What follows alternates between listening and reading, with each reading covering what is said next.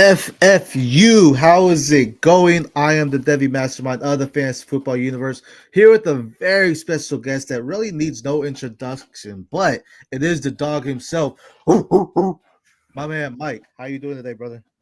Good. How are you? I love the new intro. It Hey, kind of man. reminds me of Raw, like 2010, There you like when go. Nickelback did the intro. Oh, yeah, man. Burn it down. Yeah, There you that's go. a good one. I like it. I love the comparison. As you know, I'm a WWE fan myself, so I appreciate that. Stuff's going on in WWE. Kevin Owens is thinking he's the Oh, champion. I actually love Um, that angle, but that's yeah, that's a different show. That's a different show for the football universe there. We are going to speak about the Kevin here today. And today's topic in the Devi Talk is really just going to be about talking about the transfer portal. I mean, this is really where we're going in. At this time of year, guys like myself and Dynasty Mike here, this is our time to be watching the tape, right? Going back and watch these college players, whether they're preparing for the draft or even the guys in the transfer portal. So we really just want to get into it to see where these guys are happening and what we're excited about in some of the players that have already entered the transfer portal here. But before we go, I have one question for you. Is the NIL a problem? Do you feel that giving these athletes money, so some people have some issues with them that they're getting some money out the gate, right? Like before they even have a snap, they're getting paid billions of dollars. We saw something that was said to be Micah Hudson's deal at A&M. It was, get chauffeured around in a Cadillac. Family gets tickets to the games, all that kind of stuff. I'm excited for the players, but question, I mean, do you think the NIL is a problem? I mean, let's be honest here, though. I mean, behind closed doors, this stuff was always happening, no matter what. Reggie Um, Bush? yeah, Yeah. exactly. So this isn't like something that's brand new, but I actually like it. I mean, these colleges are making hand over fist on these players' likenesses and everything like that, Right. plastering them all over television, and they're still trying to make a name for themselves. A lot of them can't work outside of football because of Right. practices and school itself. So Right. I think the NIL is a good thing. I know that there are some detractors to it and probably a little bit of overpays here and now, but I'm actually happy for the kids. I think they deserve it, and I Yeah. think the college football has been taking way too much money from them for too long. 100%, 100%. No, and I agree too. I think it's good for them and what they're accomplishing, right, and what they're getting. I do think,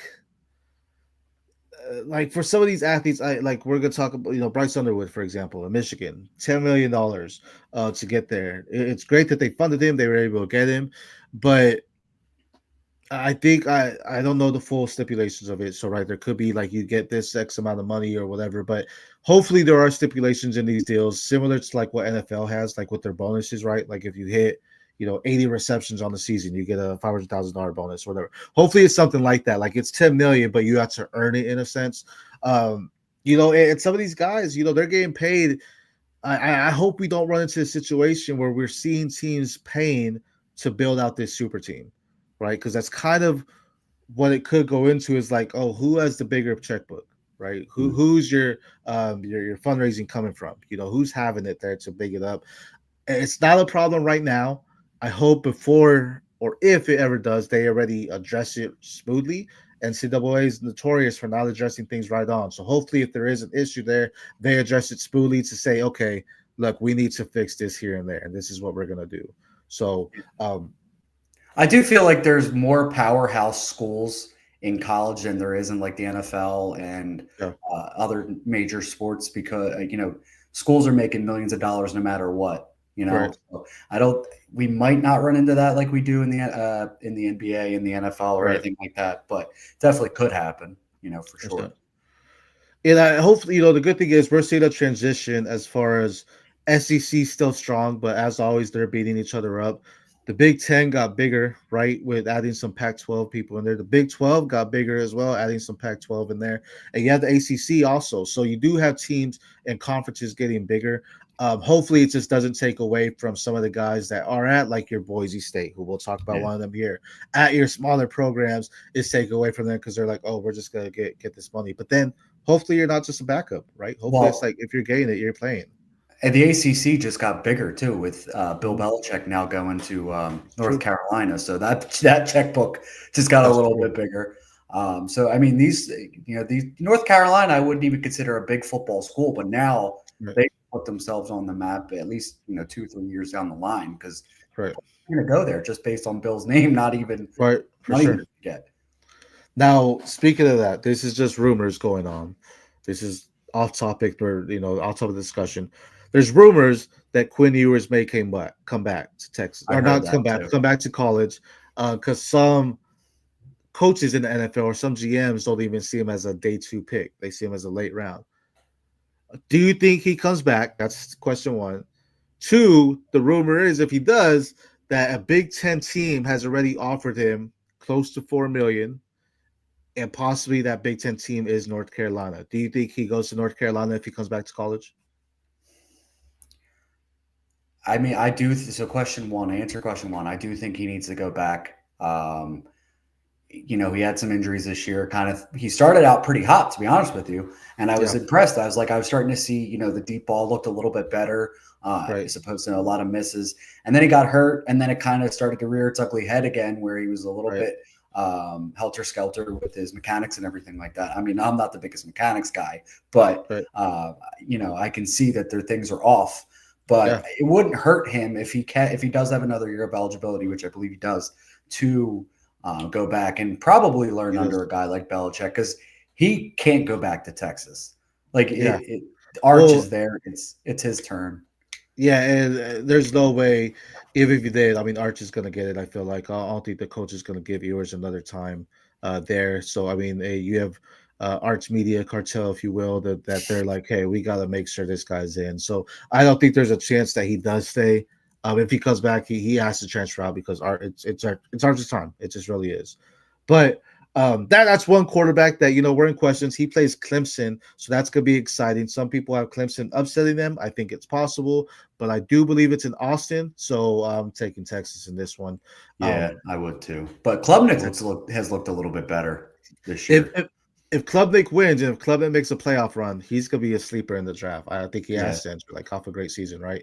But speaking of quarterbacks, let's talk about some of these in the transfer portal here. Right now, we have Luke Haas, former quarterback at Arkansas, now committed to Ole Tight Miss. end. Is that or tight end? Sorry. Happens to me all the time. Yeah. It's what's his name from New Orleans rearing his ugly head playing quarterback and tight end.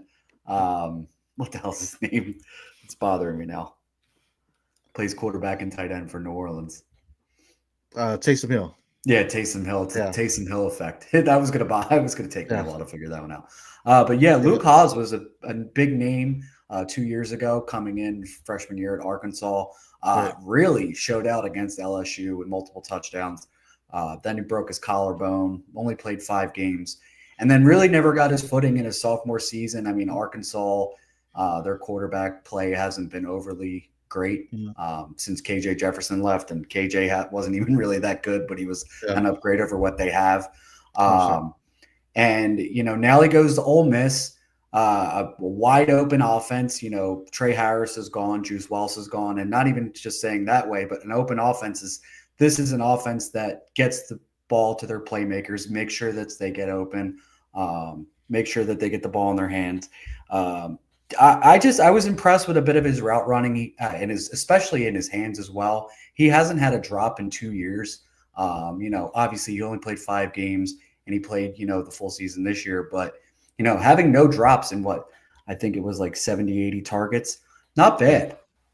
Yeah, not bad. Really good. I'm interested to see how that team looks in Ole Miss now that Trey and Juice are gone. Yeah, and Dart's still a question too. Yeah, for sure. I didn't mention that. So that'll be interesting to see. I do think there is some talent there with Haas and what he can do just to accomplish it. He's a strong player. Like you mentioned, that injury did affect him. This season was better than his freshman one, right? So there was some progression there. It was just cut short in a sense for him. So he needs to see what he can do, at this next level. And he's still staying in the SEC, so he's still familiar with the defenses. So it's not like he's going to another conference where defenses – he's going to need to adjust to some of the defensive schemes. He's familiar with some of the teams that he'll be playing. And it helps that the SEC kind of went into one full conference rather than two. This year they went to, they didn't have East and West. They just had one straight one. So, Hmm. again, it's just more familiarity with it. So he could be a big weapon, especially as you mentioned, the guys at Ole Miss didn't go there or are leaving, right? So this is his opportunity. Maybe they're receiving one option there. So, And it's a um, good offense to make your name for yourself too. right, right. Yeah, I mean, especially after this year, they had a good year. They had some flukes in the end, but still, they were a strong opponent for any SEC team they faced. Now about the quarterback here. This Damn one's an it. interesting one. Malachi Nelson once talked about as the QB1 of his class a couple years ago. I was saying that on some Devy shows. Uh, was at UCLA? No, excuse me, US. Boise. Or no, Was no USC. USC, USC. USC. I, Yep. I was thinking of Dante. Yeah, USC. Excuse me. Then transferred to Boise this past year. Couldn't win the quarterback job. Now he's in the transfer portal again. And it's kind of worrisome, man, because the talent's there, right? We saw the talent. At least the high school tape it was there. He hasn't been able to get on the field. He hasn't. When he does, he doesn't look great. It's not ooh ah factors. He has the mechanics there, but it seems like just the knowledge of the game isn't striking him. He's not playing up to speed when he's on the field. He's just not looking like the 5-star athlete that we saw coming out. What are your thoughts on Nelson, if any? Yeah, so Nelson burned me. I drafted him in my second ever Devy draft. And I was excited because, like you mentioned, five-star prospect going to USC behind Caleb. Was supposed to be the heir apparent to Caleb Williams. And it just didn't really work out. He did look lost out there. And then he couldn't win the job at Boise. Right. So it does definitely seem like this might be – he either needs to have a redemption tour kind of thing, Yeah. or this is it for him. And he needs to go to the right spot and kind of just, I guess, overhaul everything he did before, Right. new mindset, new everything, because what we saw and what we've seen hasn't looked good. Yeah. 100%. And hopefully he gets a shot. I haven't seen 247 or anywhere that says he's looking at somewhere, already I haven't having. seen anything on him Yeah. recently. So I don't know if he has a big market right now. I think a team could grab it, but the thing is, like, I don't feel like he's wanting to be a backup, right? Like, I feel if it's there, it's like, yeah, I want to play somewhere, but it's like, who are you going to go to? Maybe he goes down to a G5 program and continuing on with like Boise, just staying there. But I think he wants to try to get up to that power four. Maybe it'll be interesting to see what he does, because he is a hot name. He does look good in some of the tape we saw previously, but now it's like, all right, maybe you need to get back and sit behind someone and really learn and take it in. Some good wide receivers, though. We're going to talk about a pair of Kentucky wide receivers here. One, your guy here, Barry Brown, committed to LSU. Talk to us about Barry Brown. So Barry and Brown is part of the reason why I get into Devy, and reason on that is I started watching film in 2023 on the Will Levis and everything like that, and every deep ball you saw from that Will Levis tape, because he wasn't afraid to air it out or anything like that, Barry and Brown was coming underneath it, and I was like, wow, who is this dude? He's got some explosive playmaking, he was twitchy route runner. And it was Yeah. Barry and Brown. And then when I started watching some stuff on Barry, and, he's not just a wide receiver, he's a special teams ace. Yeah. Can, take a punt return, take a kick return. Dude's dynamic with the ball in his hands. Now, Yeah. the 2 years after Will Levis with Devin Leary and Vandergriff really haven't gone well at all. He had that freshman breakout of like what I have it here. 50 receptions, 628 yards, and 4 TDs, and everything after that has been 500 or below the next 2 years. So it doesn't seem like Kentucky, he really needed to move on from there, and he gets a better shot now in LSU with Garrett Nussmeier, who a lot of people look to be a round one quarterback in the 2026 draft. Yeah. For sure. And especially in a school like LSU that knows how to develop their wide receivers. I think this is great for him. Right. We've seen, Malik Neighbors, Brian Thomas, and even going back further, like Justin Jefferson, Jamar Chase. Like, this is a really good school to be a wide receiver at. And you have a really good quarterback in Nussmeier as well. I think this is all signs pointing up for Barry and Brown and LSU in general. I could see another, 8 to 1,000 yard season out of Barry and Brown in LSU. I think he's got that kind of talent. He's just The thing with him is he's a smaller stature guy and he's got to work on his hands a Yeah, little bit. Does he have a bit of the yeah, drops? I think he's a bit of a clapper on the yeah. ball at times. But he's got the route. He can run routes. He's got a little bit of refinement, but he's explosive, and that's the Right. biggest thing. Is if you can be explosive, especially in LSU, you can make a name for yourself. 100%, 100%. And you know, they also added another guy from Oklahoma and Nick Anderson, right? But I think Barry and Brown fits what they need. Someone that can kind of feed underneath and has, like you mentioned, that dynamic playmaking ability to really do stuff in the open field. I think he's someone that he's not necessarily a possession receiver, right? You don't necessarily need to feed him a bunch of targets, but he can get the job done and make sure it's happening and giving them some cushion because he's gonna challenge guys to come closer. And then you have a guy like Nick Anderson that can push the ball further and stretch the field. So now you have the defenses saying we need to cover the middle, we need to cover the front because you have Caden Durham there, and then we need to cover the back with Nick Anderson. And the beauty about Nussmeier, he's a quarterback that he has one of the prettiest touches in the game. Like he knows how to just deliver on the money just about every single throw. So now you have guys that can attack at every level of the field for them. Yeah, sky's the limit for them. I really like this signing for him, for LSU to get him, for him to commit there. I think this is a great signing for him, and we may be talking about him and Nick Anderson and Garrett Nussmeier as some top picks next year. We'll see. I think so. And the thing with Barry and Brown too, as well, he kind of is like a lesser version of, and I don't say lesser as like in a negative way, but like an Xavier Worthy. I think Mhm. Worthy was a little bit more crisp in his routes than Barry is. Mhm. But the thing I noticed about Barry and Brown, even at his smaller size, he's a tough kid. Like I see Yeah, him lowering his shoulder during the run after catch situations. I see yeah. him trying to get handsy with bigger DBs. He's a tough kid. I think that, like I said, I think this could be a big spot for him. He could end up being like a second round pick in the draft next year off this. Almost like a Wandale Robinson, I feel I like. love Wandale. Oh, I love Wandale. Because he's not as speedy. I don't feel like as worthy, but I feel he plays like Barry and plays bigger than what he is, and that's what Mm, Mondale does, right? And so the routes they're not crisp, but they're still solid enough to make it happen, mm. So no, but yeah, I love that, love that. I think that's great. And then you talked about Barry and Brown. That's the reason why you got it, Debbie. This guy right here, Dan Key, is the reason why I really dig. So when I was watching high school tape and getting into like my first college C2C draft and Debbie draft, I fell in love with this guy. And I was like, I'm taking him as a freshman. And so I have him in a lot of leagues because of that. But I mean, Dane Key, everything he said about Barry and Brown is the opposite of Dinky. He's a possessor receiver. He's a Hmm. red zone threat. He knows how to go and attack the ball. He can run some routes. They're not as crisp as what Barry and Brown can produce, but he is smooth with his routes. But he's also someone that's like 6'4", 6'5", and just goes and gets after it. He's just a big monster there. And he's really progressed, through the seasons as far as yardage. 5'19", 6'36", 7'15" in his 3 years at Kentucky. He hasn't committed anywhere quite yet. There was rumor about possibly Georgia. I don't know how I really feel about that, seeing that they didn't really use Kobe Young the way I Hmm. wanted them to. But still, I do love Danke, and I think in the right spot with the right quarterback, I mean, he could have a phenomenal year as well, just getting double-digit touchdowns. But any thoughts on Danke? Yeah, I completely agree. Like I do watch a bit of Kentucky, and Dinky does stand out. He's like you mentioned, big body guy. That's actually the prototypical wide receiver I usually Yeah. like. Mm-hmm. Um, he.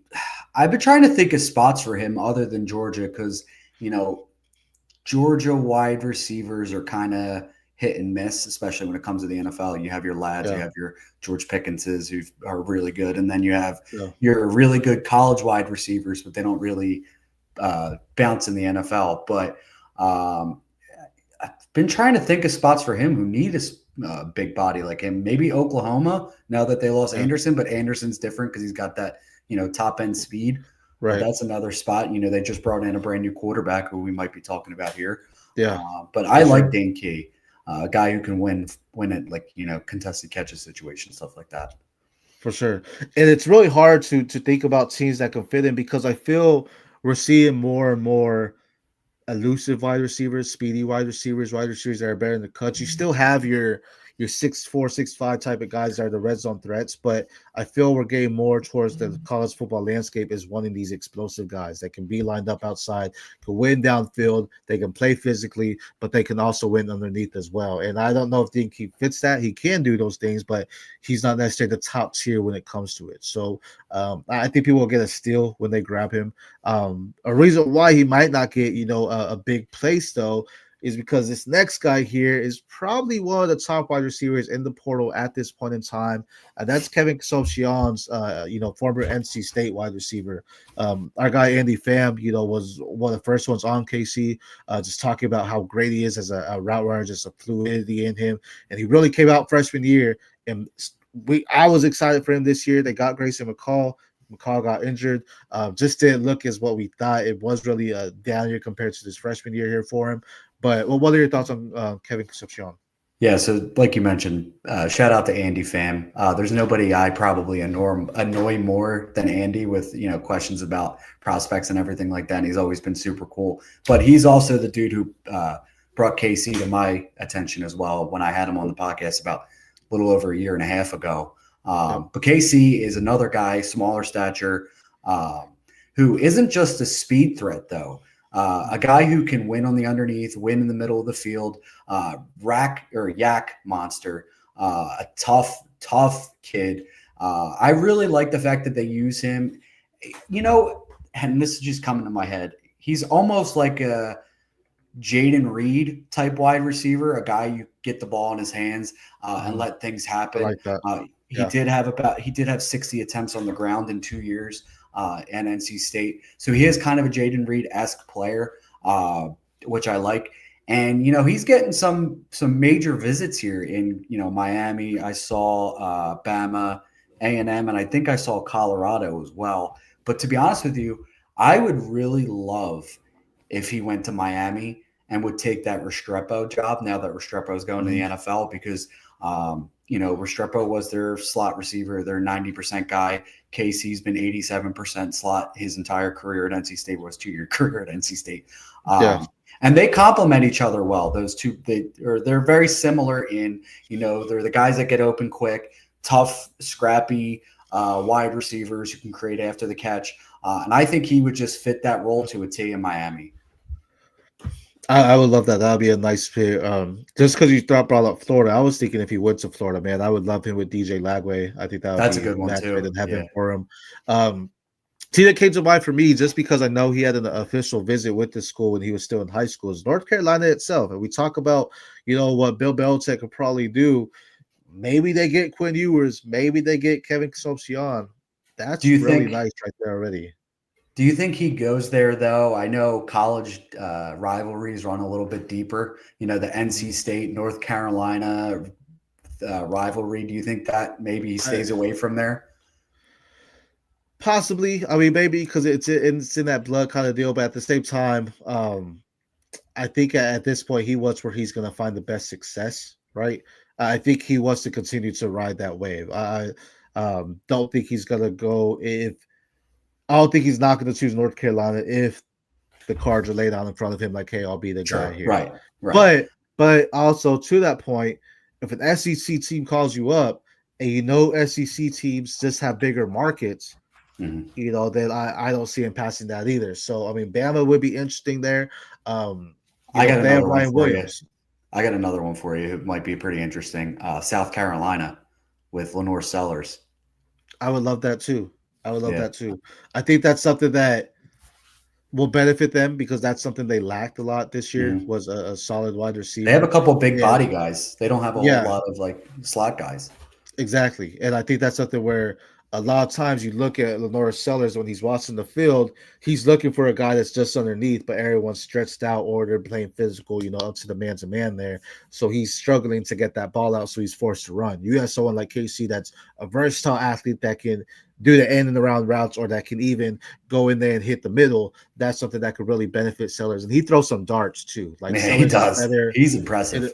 He has a nice arm, but he definitely has a better within the first 10, 15 yards than the deep, 20 or plus yards there as well. So I would love that too. I think he's a hot commodity, for any teams. I think a team will be able to do well with him.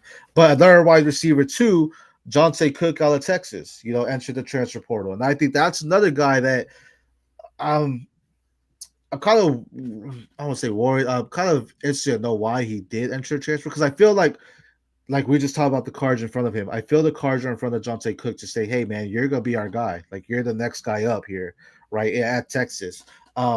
I know Ryan Wingo came out, did well here, and Jonte Cook didn't get as much opportunity as Wingo, or at least Ryan Wingo made the more out of the opportunity there. But that's huge there. Cook is a physical guy, can play strong as well, has a nice hands as well. So I think someone could get a steal for him, and I think he's under the radar because he wasn't one of the top Texas receivers. What are your thoughts on him? Yeah, this one was kind of confusing too because this is a team. Bond, I think, is going to the draft. I don't think he's announced yet or anything like that. Yeah, Matthew Golden, still there, very solid wide receiver as well. And you mentioned who's the other gentleman you just mentioned? I can't Wingo. remember. Wingo, yeah, he showed out this year too. And I think Yep. that's probably why Jonte Cook really didn't. He kind of got buried a little bit. But Yeah. there are going to be some guys that are gone. Arch Manning's going to be the quarterback now. You have a very complete team. So I don't know why you would want to leave Texas. Maybe he felt Yeah. like, this hasn't really worked out for me so far. Maybe I could try my hand at being the for sure number one somewhere else. Yep. Who knows what's going through there. Maybe he gets the bag somewhere else. That could also, we were talking about the NIL. Maybe Yeah. somebody is offering him some major money. 100%. But this was kind of surprising too, because Texas has been a wide receiver haven as of recent. Yeah. And I, think about now too. You brought in the wide receivers that they have, and then we said Ryan Wingo's the freshman. They have who I think is the wide receiver one of the freshman class right now coming in, and Jamie French as well. So maybe Mm. that's possibly why he's a top recruit, and Dante's like, hey, I just gotta get out of here. So he's an interesting name, between him, Concepcion, and Denke. I think a few teams are going to get blessed, and this is just right now, right?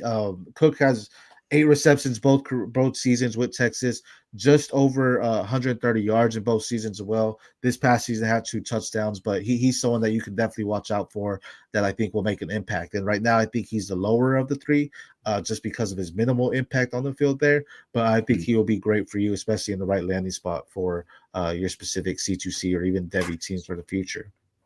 Um, One running back though I do want to touch on is going to be a former USC now, Quentin Joyner. This is a running back where he has some Trey Benson in it to me. He's not someone he's not breaking a lot of tackles. He's really not doing anything phenomenally, I guess you could say, but he has that first initial cut that is dangerous. He has great vision in those first 5 yards, which is dangerous, and just understands what he needs to be, and he explodes out the gate. So he's someone that he makes his cut, sees the hole, and he goes, and then he's gone. Like you can't catch him. So I really think he's someone thinking about places, potentially in Oregon. I think he would be phenomenal in Oregon. I think they For would use Jordan that right James. away. The thing Yeah. is, I don't know how good his contact balance is, right? Like I don't see him bounce off defenders left and right. He is strong. He can run straight up. He's not. He's gonna go more so straight at the guys rather than try to cut them. Like he doesn't really do that in the open field, make the jukes or anything. He's like, all right, once I'm gone, I'm gone. So that's something where it's like, okay, that may be a concern. I don't know if Oregon's necessarily looking for that, but I think he could be an explosive playmaker for any team he's on. You have any thoughts on Quentin? Yeah, Oregon would be interesting, but they seem to like the guys like Bucky and Jordan James who can win between the tackles. And I don't know if Quentin Joyner fits that role or not. He's not Yeah, someone I'm super familiar with, but I do know that he's explosive. And to be honest with you, USC could honestly use him. So I'm yeah. kind of surprised he's getting out of there. Yeah, 100% realized I spelled his name wrong. Apologize for that, Mr. I Joyner. can never Yeah. smell either. Yeah. No, but yeah, I agree. I think Woody Marks, I don't think he's necessarily declared yet. That's someone Mm. to watch out for though as well. Yeah, I think he just didn't get the opportunity he wanted. So now it's like, okay, where am I gonna go now? But he's definitely someone I like, especially if you're in C2C leagues. I think he can make a big impact for you in just getting you to a nice promised land, if you will, with him there. Just because again, that speed is killer. He can find the end zone when he has the open opportunity, or just gets the ample opportunities, if you will, to make Mm. those plays. But those are some top guys that we enjoy, in the portal right now. These are just some guys that we're watching. We won't go into heavy details on these guys though, but some big names. You mentioned the quarterback of Oklahoma. You want to talk a little bit about Mateer here, just going to Oklahoma from Washington State, I believe is where he's at. Yeah, so he was at Washington State and then transferred to Oklahoma as of today, because that was going to be somebody I was going to talk about. Sure. But I had to actually double take on his name because my co-host is Rich McAteer, and I thought it was John McAteer. I was like, wait a minute, Rich, we need to have a discussion here, buddy. Who Yeah. is this? But this is not somebody I knew too much about, like Washington State. I don't watch many of their games, but I saw his name when I was getting ready for this show as a high, ranked person in the 24/7 portal or in the transfer portal, and I went and watched some of his highlight film. This is a dude who's dynamic as a runner, a running quarterback, has a decent arm. I think that there is some pocket presence stuff that needs to be addressed. And I think Oklahoma is a decent spot. Obviously, it's an upgrade in competition. They've had some quarterbacks there in recent years who kind of made a name for themselves and bounced. Your Caleb Williams is. Jackson Arnold, that didn't really work out there. Right. So it'll be interesting to see what Mateer does. But, he kind of pops. My charger just flew out of my laptop. He kind of popped to me a little bit as a guy who can make some plays for, college fantasy football. He might be a really good option if he's available. I might take a stab on him at Devy because you never know what could happen. This year maybe he does progress. But I was impressed by the just overall athleticism, kind of like a better Jackson Dart, I guess you could say, in the athleticism department. Yeah, he does have a nice arm there, and going to Oklahoma will definitely raise his stock if he goes out there and perform, especially after we saw Jackson Arnold not necessarily do that. Definitely could have an opportunity to go there as well. One guy I want to touch on, Patrick Payton, Florida State edge rusher, just one of my favorite edge rushers in the league right now in the NCAA. Just explosive off the edge. He's strong, man. I did a Devy Dash on him as well, and I have a Devy Diamond article on him on the fantasyfootballuniverse.com. Just like everything in him, man. He knows how to use his hands around, knows how to get around the blockers as well to get after the quarterback. He's going to be someone that's high in the portal. Miami is someone that could possibly go after him. You can also have some. They need to upgrade that defense for sure, Miami. Yeah, and so especially with the year they had, but being an SEC at Florida State, maybe he's trying to get out of that as well in the SEC, in the ACC, excuse me. So that's something to do to consider as well. I know one guy you mentioned earlier that you're excited about just because you were able to play a little bit Georgia Tech on the NCAA, but Eric Singleton. I mean, what do you like about him? So, the college football video game is going to bring, I think, a lot of light to the DevC college fantasy football and Dynasty, for that matter, realm. But, I just picked random, and it landed on Georgia Tech. And I noticed a guy in Eric Singleton who was making a lot of plays for me, and then I started looking into him a little bit more, watching some highlight stuff. This is an explosive dude as well. And another guy who can create after the catch. I think he's a bit more crisp in his routes than Barry and Brown, so that's very interesting. I think he just wanted to take a step forward, or hope he is trying to take a step forward in his development, trying to get into the transfer portal. I haven't seen much of where he may go recently. Like, they still have him as a big question mark. Yeah. So I'm interested to see where he goes. LSU would have been another good spot. But even says transfer portal crystal ball. I'm looking at it now. Complete nothing. Like, nobody knows. And I think maybe people are a little surprised, but this is a dude who can make a name for himself because he is an explosive playmaker. And we mentioned it earlier. The NFL and college football seems to be getting more traction on these guys. Mm-hmm. Yeah, I mean, you could think of just places that gave him offers before, A&M, Auburn, possibly Nebraska gave him something, maybe pair with Raiola there. So, I mean, I think he's a very talented athlete. He's very special what he can do because he's someone that can line up outside. He can even take some snaps out the backfield as well, but he's someone that just is very fast and can, really break out a play at any given time. So anyone that gets him is going to have someone that has versatility across all areas of the field, but also speed to just be a dangerous threat anywhere in the field at any given time as well. Before we go here, two other quarterbacks, wide receivers. We talked about a pair in Kentucky. Two other ones, though, across the nation here at USC, Zachariah Brandt and Deuce Robinson. Two names that I think you definitely need to watch. Zachariah Brandt, I mean, he hasn't lived up to what I feel people want him to be. He's a speedy guy. He was 5-star, right? 5 stars. Yeah. And he's speedy. He has hands. I just think the opportunity hasn't been there at USC. Deuce Robinson's a big guy. I mean, he's wide receiver, but he plays tight end too. Like he's lined up as a tight end because of his size. He's like 6'6", 6'5". But he also plays a wide receiver. Like he lines up outside like a wide receiver. This guy is just a threat all around. So Zachariah Branch, I think, will be the hot name because of his speed. But I think the player you want to watch out for is Deuce Robinson, because if he goes somewhere where that quarterback needs a safety blanket, watch out. He's in for a big year potentially. Any Yeah, thoughts for on them? sure. Yeah, Zachariah Branch, another explosive. Like I feel like this should just be the explosive player episode. Another guy who's Yeah, explosive. I remember watching. What was it? 2 years ago now. He's been in at college for two, or is it 1 year now? I'm two. No, blanking. this is second year. This is Zachariah, second year. yes. Yeah. So I remember watching some of his Devy stuff or his film to get ready for my Devy drafts. This was a guy I just couldn't get because he went a little higher than I was expecting because it Yeah, was my borderline first year. yeah, But yeah, dude, explosive. Kind of surprised he never really showed out at USC. right. But he'll have to make a name for. Maybe he ends up in Oregon, an Oregon Yeah, Duck. That I mean, they're possibly going to if need they're a wide ready. receiver. Yeah, they want the competition, so we'll welcome him greatly. And to speak on Branch, with your drafts, this year, this startup drafts this year, I saw him go as early as like the fifth overall Oh in wow. startups. So there's a lot of talent there, a lot of hype in him. He's exciting player. I mean, and Deuce Robinson was going, back 12th, 13th round, So Zachariah Brunts definitely has a lot more to his name there. But he's someone that you could definitely watch out for. And, I think that's both of them are potential future NFL players that we're going to be drafting on our pro teams too, though. Yeah, for sure. So, but that's all we got for us today in the Devy talk. Is there any other guys in the portal that you're like, oh, this guy has to be mentioned here or anyone? So Mater kind of, screwed that up for me because that's who I Yeah, had, and he kind of just declared as of like right before we came on.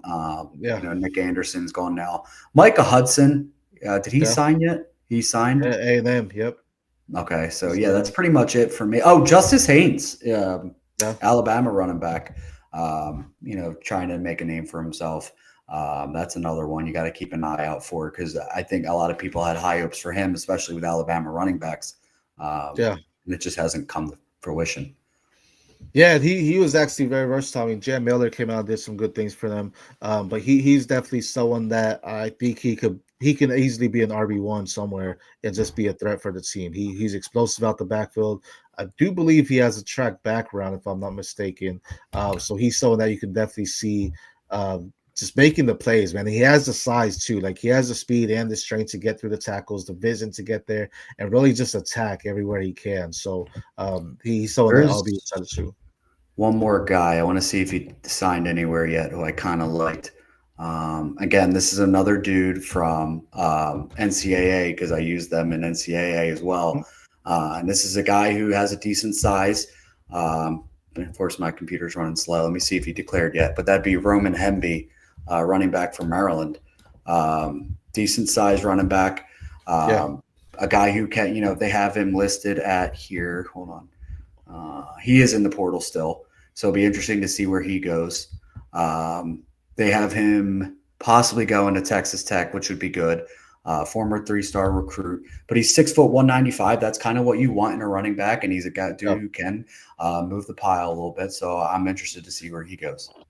for sure. Yeah, Hemdy's nice. I like him in Maryland. He was definitely explosive and definitely was a big part of their the success that they did have was because Roman had some big games there for them. So good picked up there.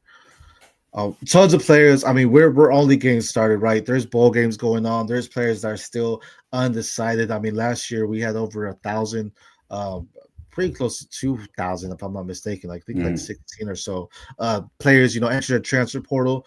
A lot of players are probably waiting to see what's happening in their bowl games, seeing what's happening in these playoffs to be like, okay, I'm leaving because I won, or maybe I'm staying, I'm transferring out because we lost, whatever it may be. So more names to come. Mike, man, I appreciate you joining me today, just talking some Devy football, talking some guys in the transfer portal. Let people know where they can find you. Yeah, you can find. Well, first of all, I'm going to be hiding under a rock after this episode because I'm going to be watching so much film on more Devy players and everything like There you that, go. especially with the portal. But you can find me at Dynasty Dog Mike on Twitter. You can find my podcast on all major podcast platforms like Apple, Spotify and whatever else you use. The Dynasty Dogs podcast is on there. We are starting, trying to do 1 to 2 or 3 player profiles on the rookie class that's coming out this year. So we're starting those, and that's been fun. We got to have you on there because you know more about a lot of these players than I probably ever will. So yeah, this is my favorite part of the season, to be honest. Yeah, but now if you're playing NCAA, man, you're gonna start playing with every team, and you're gonna be saying some names. Yeah. I'm like, wait, who? But no, yeah, I agree. This is the favorite part, and we're just getting started. Really, this is when Dynasty season. This is what it's all about in Dynasty season, right? Your redrafts are anything but Dynasty, man. It's like, let's get ready for the next class, and for guys like us that are in Devy and C2C, we're looking at let's get ready for the next 3-4 classes, right? So this is exciting, new names to come, new names to enter the transfer portal, freshmen to come up, those are gonna be big too. So no, I'm stoked for it as well. Definitely for everyone here at the Fantasy Football Universe, Fantasy Football Universe. Myself, SC Romero, the Devy Mastermind, my guy Jesse, my guy Jeremy, my guy Aaron. We appreciate everyone that joined in. And until next time for another Devy Talk, we will see y'all later. I'm going to end this. Listen up.